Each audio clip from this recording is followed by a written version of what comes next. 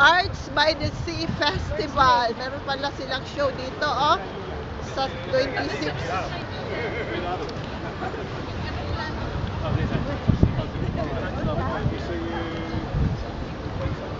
Ayan. Ay, maglaro tayo doon sa ano, amusement. Let's play there. Token.